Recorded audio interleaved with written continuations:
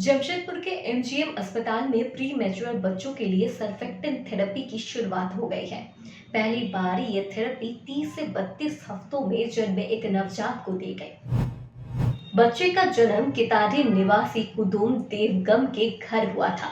उसका वजन 1.4 किलो था और जन्म के बाद उसे सांस लेने में तकलीफ हो रही थी, जिसके बाद बच्चे को शिशु रोग विभाग में भर्ती किया गया, जहां डॉक्टर राघवेंद्र सिंह और टीम ने उस बच्चे की सर्फेक्टेंट थेरेपी की। इस प्रक्रिया में ईजी ट्यूब से दवा सीधे फेफड़ों में पहुंचाई गई और कुछ समय तक वेंटिलेशन पर उसे रखा गया। डॉक्टरों ने बताया कि समय से पहले जन्म लेने के कारण बच्चे के फेफड़े और अंग पूरी तरह विकसित नहीं थे, जिसकी वजह से ये थेरेपी जरूरी थी। फिलहाल नवजात की हालत पहले से बेहतर बताई जा रही है। बच्चे का जो वजन होता है वो 2.5 kg के राउंड पे होता है और उसका जो गेस्टेशनल एज होता है 37 वीक के राउंड होना चाहिए। हमारे यहाँ जो बच्चा आया था उसका वजन 1.4 kg मतलब 14 से ग्राम था और उसका गेस्टेशनल एज जो था वो आपका 30 से 32 वीक के बीच का था। इस बच्चे की जो बॉडी की जो संरचना होती है ना वो बहुत ही कमज़ोर होती है। उनका फेफड़ा जो होता है पूरा विकसित नहीं होता है, बहुत सारा पार्ट जो अंडर डेवलप रहता है। तो फेफड़े को प्रॉपर रूप से काम करने के लिए जो है ना उसको मैच्योर होने के लिए साथ में प्रॉपर रूप से अपना जो ब्रीदिंग इफर्ट होता है उसकी सर्फेक्टेंट जरूरी पार्ट है।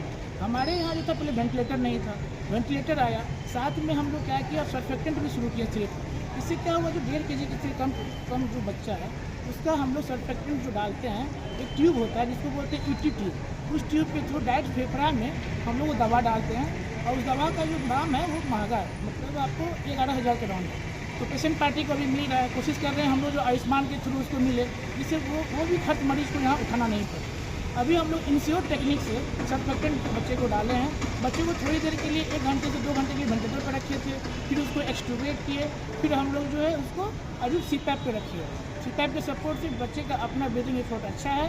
कोशिश कर रहे हैं जो बच्चे यहाँ तंदुरुस्त होते हैं। इस जमशेदपुर के एमजीएम में पहली बार ऐसा हुआ? एमजीएम के जमशेदपुर में पहली बार ये सुविधा प्रारंभ की। इसके पहले क्या यहाँ नहीं होती थी इसके सुविधा? पहले हमारे यहाँ वेंटिलेटर नहीं था और वेंटिलेटर नहीं होने के कारण हम लोग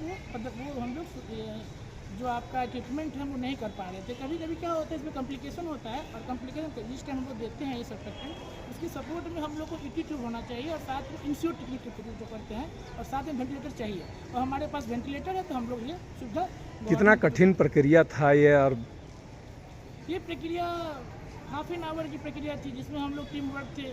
डॉक्टर राघवेंद्र मेरा नाम हुआ, डॉक्टर सिद्धार्थ थे, डॉक्टर वरुण थे और साथ में जो यहाँ पे पीजी स्टूडेंट थे वो लोग थे, नीकू नर्सेज थी, स्टूडेंट सर लोग कभी इन्फॉर्मेशन दिया गया था और साथ में हमारे एचओडी जो थे रविंद्र सर उनको भी बता दिया गया। एमजीएम के लिए कितनी बड़ी उपलब्धि है? एमजीएम के लिए बहुत बड़ी उपलब्धि है। अब जो ये प्राइवेट में जो डॉक्टर के पास जो कराते हैं उनको लाख रुपए तक खर्च पड़ सकता है और हमारे यहाँ जो ऐसी दवा का दाम देना पड़ेगा जब तक जो गरीब है।